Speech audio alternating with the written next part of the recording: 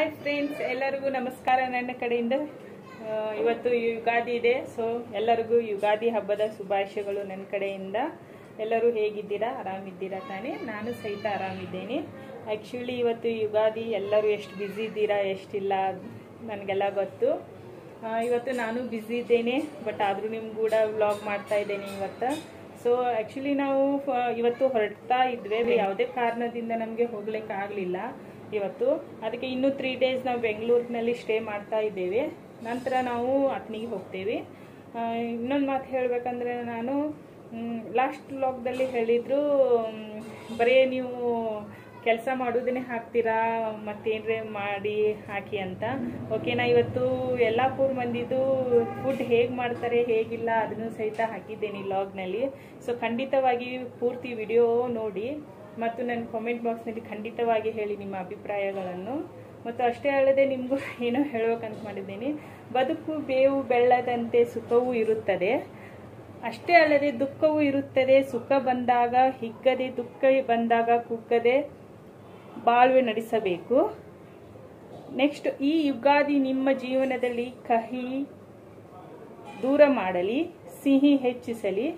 So ನಿಮ್ಗೆಲ್ಲರಿಗೂ ನನ್ನ ಕಡೆಯಿಂದ ಯುಗಾದಿ ಹಬ್ಬದ ಶುಭಾಶಯಗಳು ಫ್ರೆಂಡ್ಸ್. ನನ್ನ ಪ್ರೀತಿಯ ಬಂಧು ಬಾಂಧವರಿಗೆ ಮತ್ತು ನನ್ನ ಪ್ರೀತಿಯ ಫ್ರೆಂಡ್ಸಿಗೆ ಮತ್ತು ನನ್ನ ಅಣ್ಣ ತಮ್ಮಂದಿರಿಗೆ, ಅಕ್ಕ ತಂಗಿಯರಿಗೆ ಎಲ್ಲರಿಗೂ ನನ್ನ ಕಡೆಯಿಂದ ಮತ್ತು ನನ್ನ ಫ್ಯಾಮಿಲಿ ಕಡೆಯಿಂದ ಹ್ಯಾಪಿ ಯುಗಾದಿ ಫ್ರೆಂಡ್ಸ್. ಹೇಳ್ಬೇಕಂದ್ರೆ ನಮ್ಮ ಸೈಡು ಉತ್ತರ ಕರ್ನಾಟಕದ ಮಂದಿ ಅಂದರೆ ನಾವು ಬೇಗನೆ ಲಘು ಎದ್ದು ರಂಗೋಲಿ ಹಾಕಿ ನಂತರ ಸ್ನಾನ ಅದು ಮಾಡಿ ಆಮೇಲೆ ದೇವ್ರಿಗೆ ದೀಪ ಹಚ್ಚಿ ನೈವೇದ್ಯವನ್ನು ತೋರಿಸ್ತೀವಿ ಯುಗಾದಿ ದಿನ. ಬಟ್ ಅದೆಲ್ಲ ನನಗೆ ಮಾಡಲಿಕ್ಕೆ ಆಗಲಿಲ್ಲ, ಯಾಕಂದರೆ ಭಾಳ ಮಿಸ್ ಮಾಡ್ಕೊತಿದ್ದೇನೆ. ಯಾಕಂದರೆ ಇವತ್ತು ಆ್ಯಕ್ಚುಲಿ ಹೋಗಬೇಕಾಗಿತ್ತು, ನಾವು ಅತಿನಿಯಲ್ಲಿ ಇರಬೇಕಾಗಿತ್ತು, ಬಟ್ ಇರಲಿಕ್ಕೆ ಆಗಲಿಲ್ಲ. ಯಾವುದೇ ಕಾರಣಕ್ಕಾಗಿ ನಾವು ಹೋಗ್ಲಿಕ್ಕಾಗಲಿಲ್ಲ. ಸೊ ಪೋಸ್ಟ್ಪೋನ್ ಆಯಿತು. 3 ಡೇಸ್ ಆಫ್ಟರ್ ನಾವು ಈಗ ಹೋಗ್ತೀವಿ. ಇನ್ನೊಂದು ಮಾತು ಹೇಳ್ಬೇಕಂದ್ರೆ, ಎಲ್ಲ ಮುಂಜಾನೆ ಎದ್ದು ಕೂಡಲೇ ಮಕ್ಕಳಿಗಾಗಲಿ ದೊಡ್ಡವರಾಗಲಿ ಬೇವಿನ ಎಲೆಯನ್ನು ತೊಗೊಂಡು ನೀರೊಳಗೆ ಹಾಕಿ ಅದರಿಂದ ಸ್ನಾನ ಮಾಡ್ತಾರೆ. ಬಟ್ ಒಂದೊಂದು ಕಡೆ ಪದ್ಧತಿ ಬೇರೆ ಇದೆ. ಎಣ್ಣೆ ಮಸಾಜ್ ಮುಖಾಂತರ ಅಷ್ಟೇ ಅವರು ಯುಗಾದಿಯನ್ನು ಆಚರಣೆ ಮಾಡ್ತಾರೆ. ಬಟ್ ನಮ್ಮ ಕಡೆ ಡಿಫ್ರೆಂಟ್ ಆಗಿದೆ, ಅವ್ರ ಕಡೆನೂ ಡಿಫ್ರೆಂಟ್ ಆಗಿದೆ. ಸೊ ಎಲ್ಲ ಕಡೆ ಒಂದೇ ಥರ ಇರುವುದಿಲ್ಲ, ಐದುಗಳು ಸಮನಾಗಿರಂಗಿಲ್ಲ. ಸೊ ಬೇರೆ ಬೇರೆ ಪದ್ಧತಿಗಳು ಬೇರೆ ಬೇರೆ ಇರ್ತಾವೆ. ಸೊ ಅದಕ್ಕೆ ನಾನು ಮನೆಯಲ್ಲಿ ಸ್ವೀಟು ಮತ್ತು ಎಲ್ಲ ಥರದ ಅಡುಗೆಗಳನ್ನು ಮಾಡಿದ್ದೆ. ಬಟ್ ಬೆಂಗಳೂರಿನಲ್ಲಿ ಇವ್ರ ಮನೆಯಲ್ಲಿ ಅಂದರೆ ಯಲ್ಲಾಪುರ ಸ್ಟೈಲ್ ಫುಡ್ ಮಾಡಿದ್ದಾರೆ. ಸೊ ಅದು ಹೇಗಿದೆ ಹೇಗಿಲ್ಲ ಅದನ್ನು ಸಹಿತ ನಿಮ್ಗೂ ಶೇರ್ ಮಾಡ್ತೀನಿ ನಾನು. ಸೊ ಖಂಡಿತವಾಗಿ ನೋಡಿ. ಇವ್ರ ಕಡೆ ಫುಡ್ ಬೇರೆ ಇದೆ, ನಮ್ಮ ಕಡೆ ಫುಡ್ ಬೇರೆ ಇದೆ. ಬಟ್ ಟೇಸ್ಟಿಯಾಗಿದೆ ಮತ್ತು ಹೆಲ್ತಿಯಾಗಿದೆ ಅವ್ರ ಕಡೆ ಫುಡ್ಡು. ಆ್ಯಕ್ಚುಲಿ ಇಲ್ಲಿ ದೇವಸ್ಥಾನಕ್ಕೂ ಹೋಗಲಿಕ್ಕೆ ಸಾಧ್ಯ ಇಲ್ಲ, ಯಾಕಂದರೆ ಕೊರೋನಾ ಕೇಸಸ್ ಭಾಳ ಇದೆ ಅಂತ ನಾನು ಲಾಸ್ಟ್ ವ್ಲಾಗ್ನಲ್ಲಿ ಹೇಳಿದ್ದೆ. ಬಟ್ ಈಗೂ ಹೇಳ್ತಾ ಇದ್ದೀನಿ, ಸಿಕ್ಕಾಪಟ್ಟೆ ಅಂದರೆ ಸಿಕ್ಕಾಪಟ್ಟೆ ಇದೆ ಕೊರೋನಾ ಕೇಸಸ್ ಇಲ್ಲಿ. ಸೊ ಔಟ್ ಸೈಡ್ ಹೋಗಲಿಕ್ಕೆ ಆಗ್ತಾ ಇಲ್ಲ, ಏಕೆ ಮನೆಯಲ್ಲಿ ಸ್ಟೇ ಮಾಡ್ತಾ ಇದ್ದೇವೆ. ಬಂದಾಗಿಂದ ಮನೆಯಲ್ಲಿ ಸ್ಟೇ ಮಾಡ್ತಾ ಇದ್ದೇವೆ. ನಿನ್ನೆ ಅಷ್ಟೇ ನಾವು ಹೋಟೆಲ್ಗದು ಹೋಗಿ ಬಂದಿದ್ದು. ಸೊ ಬೋರ್ ಆಗ್ತಾ ಇದೆ ಅಂತ. ಸೊ ಈಗ ನಾ ಹೇಳ್ಬೇಕಂದ್ರೆ ನಿಮ್ಮ ತನಕ ಹೋಗಲಿಕ್ಕೆ ಸಾಧ್ಯನೇ ಇಲ್ಲ. ಸೊ ಮನೆಯಲ್ಲಿ ನಾವು ಪೂಜೆ ಮಾಡಬೇಕು. ಸೊ ಏನು ಅನಿವಾರ್ಯ. ಸೊ ಮನೆಯಲ್ಲಿ ನಾನು ಈಗ ಪೂಜೆ ಮಾಡ್ತಾ ಇದ್ದೇನೆ. ಓಕೆ ಫ್ರೆಂಡ್ಸ್, ಬಾಯ್. ಫ್ರೆಂಡ್ಸ್, ಇಲ್ಲಿ ನೋಡಿ, ಯುಗಾದಿ ಹಬ್ಬದಲ್ಲಿ ನಾವು ಬೇವು ಮತ್ತು ಬೆಲ್ಲ ಎದಕ್ಕೆ ಯೂಸ್ ಮಾಡ್ತೇವಂದರೆ, ಬೇವು ಕಹಿ ಮತ್ತು ಬೆಲ್ಲ ಸಿಹಿಯಾಗಿ ನಾವಿಲ್ಲಿ ಯೂಸ್ ಮಾಡ್ತೇವೆ. ಯಾಕಂದರೆ ಕಹಿ ಎದಕ್ಕೆ ಮಾಡಬೇಕಂದ್ರೆ, ಜೀವನದಲ್ಲಿ ನಾವು ಕಹಿ ಮತ್ತು ಸಿಹಿ ಎರಡನ್ನೂ ಅನುಭವಿಸಬೇಕು. ಇಲ್ಲಿ ಕಷ್ಟ ಕಾಲದಲ್ಲಿ ಕಹಿಯನ್ನು ಅರ್ಥ ಕೊಡುತ್ತದೆ, ಹಾಗೂ ಸಿಹಿ ಅನ್ನುವುದು ಸಂತೋಷ, ಸುಖ, ನೆಮ್ಮದಿಯಲ್ಲಿ. ಇದು ಬೆಲ್ಲ, ಸಕ್ಕರೆ ಇವೆಲ್ಲ ಸ್ವೀಟ್ ಐಟಮ್ಸ್ ಅದು.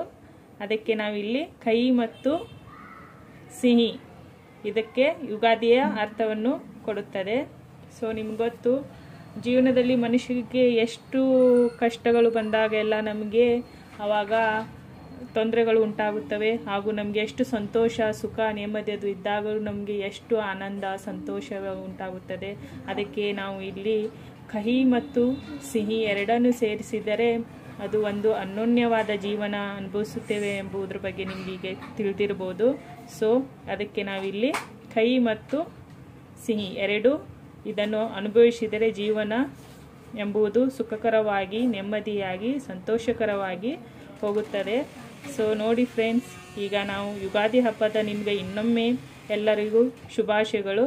ನನ್ನ ಪ್ರೀತಿಯ ಸ್ನೇಹಿತರಿಗೆ, ಸಹೋದರಿಯರಿಗೆ ಮತ್ತು ಎಲ್ಲ ನನ್ನ ಬಂಧು ಬಳಗದವರಿಗೆ ಎಲ್ಲರಿಗೂ ಇನ್ನೊಮ್ಮೆ ನನ್ನ ಕಡೆಯಿಂದ ಯುಗಾದಿ ಹಬ್ಬದ ಶುಭಾಶಯಗಳು ಫ್ರೆಂಡ್ಸ್. ಯುಗ ಯುಗಾದಿ ಕಳೆದರೂ ಯುಗ ಯುಗಾದಿ ಮರಳಿ ಬರುತ್ತಿದೆ. ಹೊಸ ವರ್ಷಕ್ಕೆ ಹೊಸ ಹರುಷುತ ಹಸುತು ತರುತ್ತಿದೆ. ತಮಗೂ ತಮ್ಮ ಸಹ ಕುಟುಂಬಕ್ಕೂ ಸುಖ, ಶಾಂತಿ, ನೆಮ್ಮದಿ, ಸಮೃದ್ಧಿ ಜೊತೆಗೆ ತರಲಿ ಎಲ್ಲ ಬಂಧು ಮಿತ್ರರಿಗೆ ನನ್ನ ಕಡೆಯಿಂದ ಯುಗಾದಿ ಹಬ್ಬದ ಹಾರ್ದಿಕ ಶುಭಾಶಯಗಳು ಫ್ರೆಂಡ್ಸ್. ಇವತ್ತು ನಾನು ನಿಮಗೆ ಮಾವಿನಕಾಯಿ ಸಾರು ಹೇಗೆ ಮಾಡ್ತಾರೆ ಅದನ್ನು ಹೇಳ್ತೀನಿ. ಅದು ಯಲ್ಲಾಪುರ ಸೈಡ್ದು. ಸೊ ಬನ್ನಿ, ಫಸ್ಟಿಗೆ ನಾವು ಇಲ್ಲಿ ಒಂದು ತೋತಾಪುರಿ ತೊಗೊಂಡಿದ್ದೇವೆ. ಅದನ್ನು ಸಣ್ಣಗೆ ಹೆಚ್ಕೊಂಡು ಅದನ್ನು ಕುದಿಸ್ಕೋತಿದ್ದೇವೆ ಒಂದು ಪಾತ್ರೆಯಲ್ಲಿ. ಇದು ಚೆನ್ನಾಗಿ ಕುದ್ದ ನಂತರ ಅದನ್ನು ಹಾಕ್ತಾರೆ. ಸೊ ನೋಡಿ, ಇಲ್ಲಿ ಒಂದು ಇಡೀ ಕಾಯಿಯನ್ನು ಹೀಗೆ ಸಣ್ಣಗೆ ಕಿರಿಸ್ಕೋಬೇಕು. ಹೀಗೆ ಚೆನ್ನಾಗಿ ಕಿರಿಸ್ಕೊಂಡ ನಂತರ ಅದನ್ನು ಸಹಿತ ಅದಕ್ಕೆ ಮಾವಿನಕಾಯಿ ಸಾರಿಗೆ ಹಾಕ್ತಾರೆ. ಸೊ ಇಲ್ಲಿ ಮಾವಿನಕಾಯಿ ಕುದೀತು.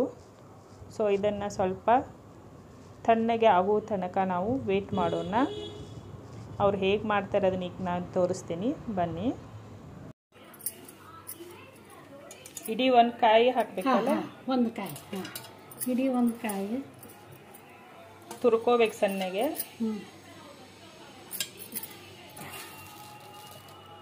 ಕೊತ್ತಂಬರಿ ಬೀಜ ಎಷ್ಟು ಸ್ಪೂನು? ಒಂದು ಸ್ಪೂನ್ ಕೊತ್ತಂಬರಿ ಬೀಜ, 1 ಸ್ಪೂನ್ ಜೀರಿಗೆ, ಬೇಕಾದರೆ 2 ಸ್ಪೂನ್ ಹಾಕೊಳ್ಳಿ. 1 ಸ್ಪೂನ್ ಅರಿಶಿನ, ಸ್ವಲ್ಪ ಕೊತ್ತಂಬರಿ, ಸ್ಪೂನ್ ಖಾರ ಪುಡಿ. ಪ್ಲೇನ್ ಖಾರ ಪುಡಿ ಹಾಕಬೇಕು, ಮಸಾಲೆ ಖಾರ ಪುಡಿ ಹಾಕಬಾರ್ದು. ಇದು ನೋಡಿ, ಆಗಲಿ ಇಡೀ ಕಾಯಿನ ಸಣ್ಣಗೆ ಹೆಚ್ಕೊಂಡು ಆಮೇಲೆ ಅದನ್ನು ಬಿಸಿನೀರಿನಲ್ಲಿ ಕುದಿಸ್ಬೇಕು, ತಣ್ಣೀರಿನಲ್ಲಿ ಕುದಿಸ್ಬೇಕು. ನಂತರ ಈ ಟೈಪ್ ಆಗುತ್ತದೆ. ಇದನ್ನು ಮಿಕ್ಸಿ ಜಾರಿಗೆ ಹಾಕೋಣ ಈಗ.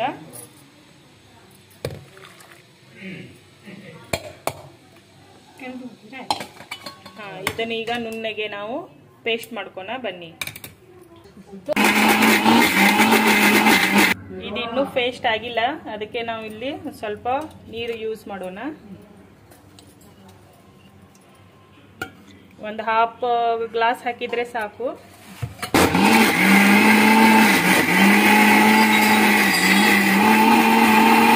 ನೋಡಿ, ಒಂದು ಪಾತ್ರೆ ಬಿಸಿ ಆದ ನಂತರ ಇಲ್ಲಿ 2 ಟೇಬಲ್ ಸ್ಪೂನ್ ಆಯಿಲ್ ಹಾಕಬೇಕು.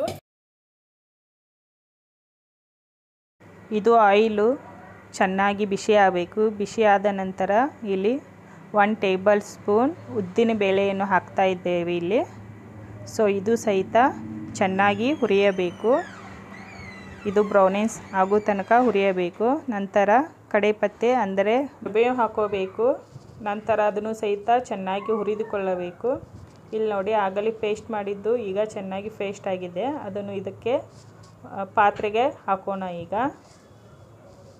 ಪಾತ್ರೆಗೆ ಹಾಕಿದ ನಂತರ ಇದನ್ನು ಚೆನ್ನಾಗಿ ಮತ್ತೆ ಮಿಕ್ಸ್ ಮಾಡಬೇಕು. ಇಲ್ಲಿ ನೋಡಿ ಎಷ್ಟು ಚೆನ್ನಾಗಿ ಕಲರ್ ಬಂದಿದೆ, ನೋಡಿದರೆ ಮಸ್ತ್ ಅನಿಸ್ತಾ ಇದೆ. ಸೊ ಎಮ್ಮಿ. ಸೊ ನೋಡಿ, ನೀವು ನಿಮ್ಮ ಮನೆಯಲ್ಲಿ ಟ್ರೈ ಮಾಡಿ. ಇದು ಮಾವಿನಕಾಯಿ ಸಾರು ಯಲ್ಲಾಪುರನಲ್ಲಿ ಫೇಮಸ್. ಇದು ಏನಿಲ್ಲ, ಇದು ಈಸಿಯಾಗಿದೆ. ಮನೆಯಲ್ಲಿ ನೀವು ಟ್ರೈ ಮಾಡಿ. ಸುಲಭವಾಗಿ ನೀವು 5 ಮಿನಿಟ್ನಲ್ಲಿ ಮಾವಿನಕಾಯಿ ಸಾರು ಮಾಡ್ಬೋದು. ಈಗ ಮಾವಿನಕಾಯಿ ಸೀಸನ್ ಇದೆ ಹೇಗಾದರೂ. ಸೊ ಮನೆಯಲ್ಲಿ ಟ್ರೈ ಮಾಡಿ. ಸೊ ನೋಡಿ, ಇದು ಯಲ್ಲಾಪುರನಲ್ಲಿ, ಇದಕ್ಕೆ ಕೊಕ್ನಿಯಲ್ಲಿ ಅಂಬಟ್ ಕಡಿ ಅಂತಾರೆ. ನಮ್ಮ ಕರ್ನಾಟಕದಲ್ಲಿ ಮಾವಿನ ಸಾರು ಅಂತಾರೆ. ಸೊ ನೆಕ್ಸ್ಟ್ ಇದಕ್ಕೆ ಬೆಲ್ಲವನ್ನು ಸಣ್ಣಗೆ ತುರ್ಕೊಂಡು ನಂತರ ಇದಕ್ಕೆ ಹಾಕ್ತಾ ಇದ್ದಾರೆ. ಸೊ ನಿಮ್ಗೆ ಎಷ್ಟು ಬೇಕಷ್ಟು ನೀವು ಹಾಕೋಬೋದು. ಸೊ ಇಲ್ಲಿ ಜಾಸ್ತಿ ಹುಳಿನೂ ಇರಲ್ಲ, ಈಚೆ ಕಡೆ ಸಿಹಿನೂ ಇರಲ್ಲ, ಒಂಥರ ಟೇಸ್ಟ್ ಇರುತ್ತದೆ ಇದು. ಸೊ ಟ್ರೈ ಮಾಡಿ ಮನೆಯಲ್ಲಿ. ಒಂಥರ ಚಟ್ಪಟ ಇದೆ, ಫ್ಲೇವರ್ ಅಂತೂ ಮಸ್ತ್ ಇದೆ. ಸೊ ಇಲ್ಲಿ 1 ಟೇಬಲ್ ಸ್ಪೂನು ಸಾಲ್ಟ್ ಹಾಕ್ತಾ ಇದ್ದಾರೆ. ಬೇಕಾದರೆ ನೀವು ರುಚಿಗೆ ತಕ್ಕಷ್ಟು ನೀವು ಹಾಕ್ಬೋದು. ಓಕೆ ನೆಕ್ಸ್ಟ್ ನೋಡಿ ಇಲ್ಲಿ ಕುದಿ ಇದು ಒಂದು ಕುದಿ ಬಂದ್ರೆ ಸಾಕು, ಇದು ರೆಡಿ ಆಯ್ತು ಈಗ. ನನಗಂತೂ ಇದು ಭಾಳ ಇಷ್ಟ. ಓಕೆ ಫ್ರೆಂಡ್ಸ್, ಯಾವಾಗಲೇ ಮಾಡ್ತಾ ಇರ್ತೀವಿ. ಮಾವಿನಕಾಯಿ ಸಾರು ರೆಡಿ ಆಯಿತು, ಎಮ್ಮಿ. ಸೊ ನಿಮ್ಮ ಮನೆಯಲ್ಲಿ ಟ್ರೈ ಮಾಡಿ. ಪ್ಲೀಸ್ ನನ್ನ ಕಮೆಂಟ್ ಬಾಕ್ಸಲ್ಲಿ ಖಂಡಿತವಾಗಿ ಹೇಳಿ. ಮತ್ತೆ subscribe to my channel friends. ಈಗ ಇದು ಒಂದು ಕುದಿ ಬಂದರೆ ಸಾಕು, ರೆಡಿ ಆಯಿತು.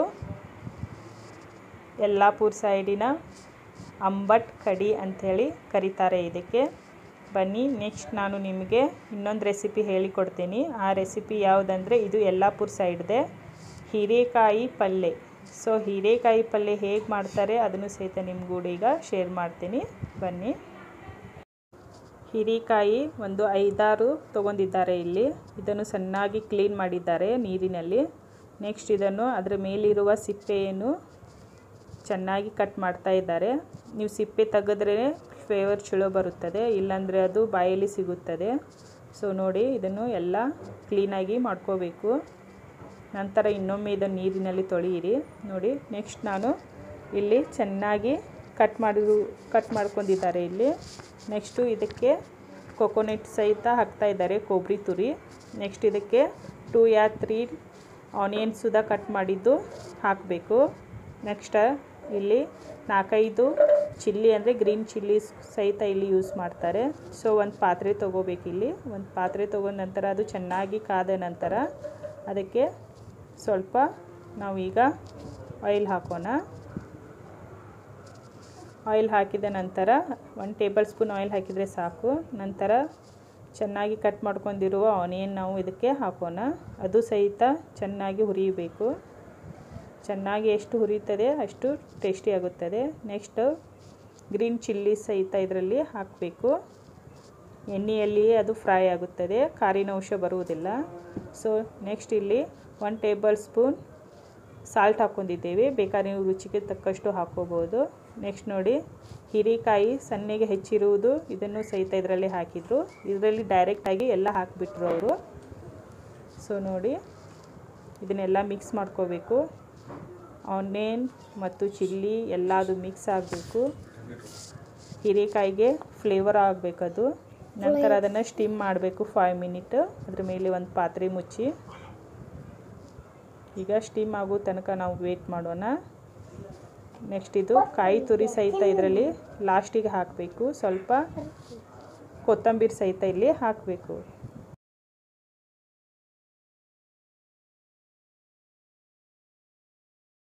ಭಾಜಿ ಹೇಗೆ ಮಾಡತ್ತಿದ್ರಂತ.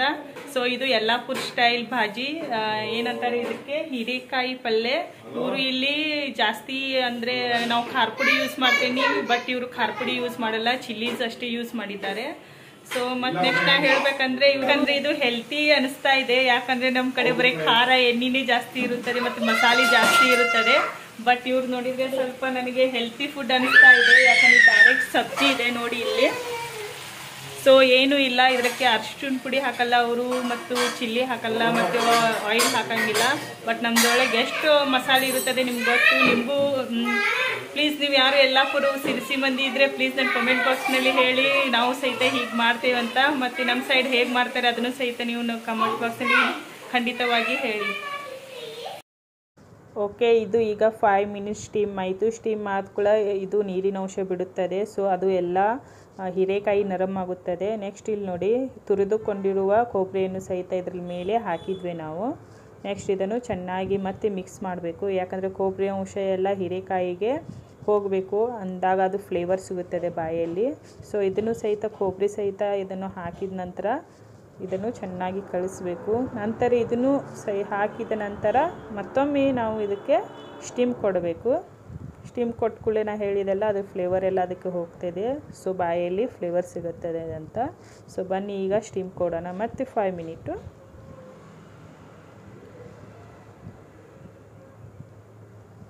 ಓಕೆ, ಇದು 5 ಮಿನಿಟ್ ಆಯಿತು. ಈಗ ಇದ್ರ ಮೇಲೆ ಕೊತ್ತಂಬರಿಯನ್ನು ಸ್ವಲ್ಪ ನಾವು ಹಾಕೋಣ. ನೋಡಿ ಹೇಗೆ ಕಾಣ್ತಾ ಇದೆ. ಸೊ ಹೆಲ್ತಿ ಫುಡ್ ಇದೆ, ನೀವು ಮನೆಯಲ್ಲಿ ಟ್ರೈ ಮಾಡಿ ಮತ್ತು ನನ್ನ ಕಾಮೆಂಟ್ ಬಾಕ್ಸ್ನಲ್ಲಿ ಖಂಡಿತವಾಗಿ ಹೇಳಿ.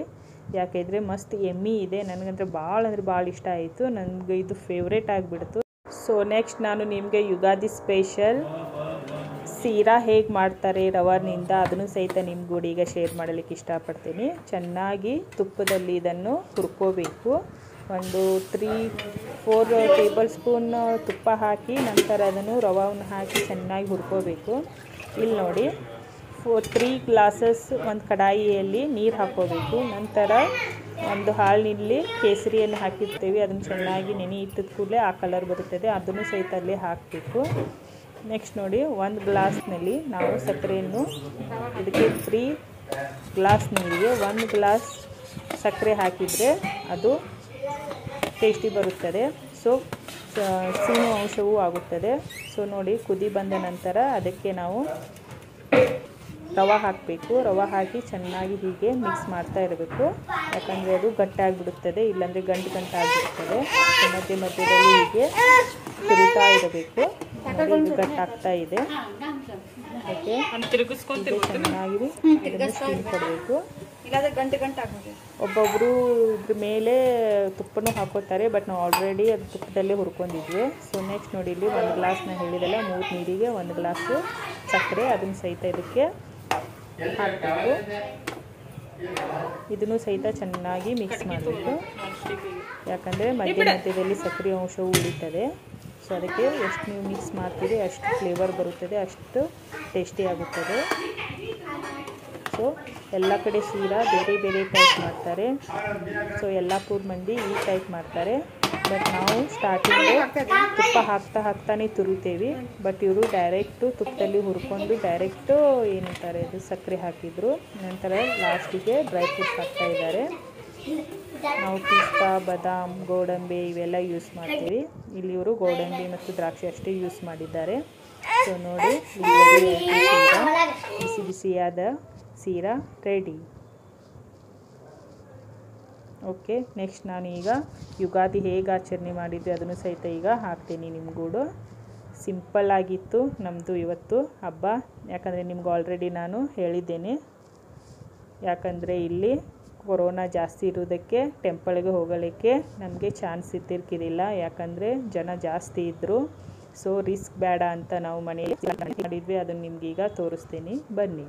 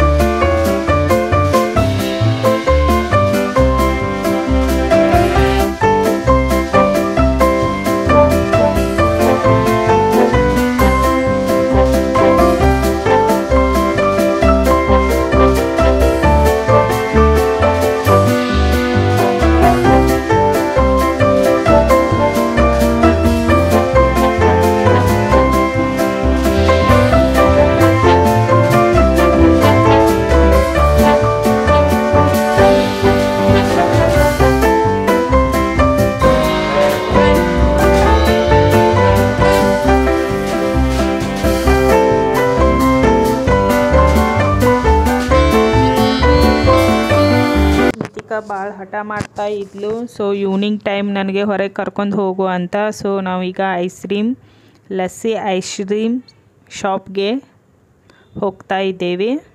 ಸೊ ಮಧ್ಯದಲ್ಲಿ ಸ್ವಲ್ಪ ಪಾನಿಪುರಿ ಅದು ಸಹಿತ ತಿಂದ್ವಿ, ಬಟ್ ಅದನ್ನು ಲಾಗ್ ಮಾಡೋಕ್ಕೆ ಆಗಲಿಲ್ಲ. ಸೊ ಮೊಬೈಲ್ ಮನೆಯಲ್ಲಿ ಬಿಟ್ಟು ಬಂದಿದ್ದೆ. ಸೊ ಇವ್ರ ಮೊಬೈಲ್ನಿಂದ ನಾನು ಲಾಗ್ ಮಾಡಿದ್ದು. ಸೊ ನೋಡಿ ಇಲ್ಲಿ ಎಲ್ಲ ಟೈಪ್ದು ಜ್ಯೂಸು, ಐಸ್ ಕ್ರೀಮು ಎಲ್ಲ ಅವೈಲೇಬಲ್ ಇದೆ. ನಗರ್ನಲ್ಲಿ ಇದೆ. ನಿತಿಕಾ ಮತ್ತು ಐಶಾನಿ ಭಾಳ ಜಿದ್ದಿ ಮಾಡ್ತಾಯಿದ್ರು. ಸೊ ಅವರಿಗೆ ಇಷ್ಟ ಆಗಿತ್ತು. ಸೊ ಅದಕ್ಕೆ ನಾವಿಲ್ಲಿ ಸಹಕಾರ ನಗರಲ್ಲಿ ಲಸ್ಸಿ ಶಾಪ್ ಅಂತಿದೆ. ಸೊ ಅಲ್ಲಿ ನಾವೀಗ ಐಸ್ ಕ್ರೀಮ್ ಜ್ಯೂಸ್ ಕುಡಿಲಿಕ್ಕೆ ಅಲ್ಲಿ ಹೋದ್ವಿ. ಬಹಳ ಜನ ಇದ್ದರು ಇಲ್ಲಿ. ಇದು ಫೇಮಸ್ ಅಂತೆ, ಸಹಕಾರ ನಗರಲ್ಲಿ ಬರುತ್ತದೆ ಇದು ice cream shop. Lassi ice cream shop ಅಂತ ಇದರ ಹೆಸರು. ಸೊ ನೋಡಿ ಈಗ ನಿತಿಕಾ, ಐಶಾನಿ ಎಂಜಾಯ್ ತಿಂತ ಹೇಗೆ ಎಂಜಾಯ್ ಮಾಡಿದ್ರು ಅದನ್ನು ನಿಮಗೂ ನಾನೀಗ ಶೇರ್ ಮಾಡಲಿಕ್ಕೆ ಇಷ್ಟಪಡ್ತೀನಿ. ಬನ್ನಿ friends. When there's no more hope is left in me, I can see what comes my way, and I'm always lost. There's nowhere else to go. All I do is fall. Feels like I can make it more than I could bear. Giving up is all that I can surrender to you. Take me in your arms and hold me. With your love, find my rest and I can see you lead me. You make me hope again. Your love is all I ever need. Never knew this love can make my channel friends, bell button press ಮಾಡಿ, comment ಮಾಡಿ ಹಾಗೂ share ಮಾಡಿ.